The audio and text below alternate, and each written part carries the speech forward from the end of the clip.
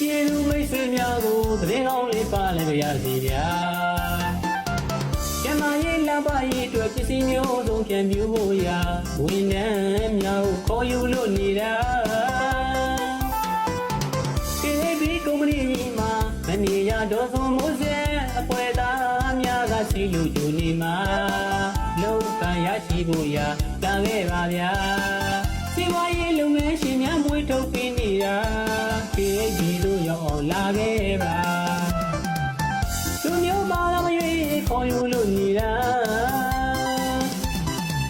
လောကရရှိဖို့ရာဇွန်မိုးစဲစီရောက်အောင်လာခဲ့ပါ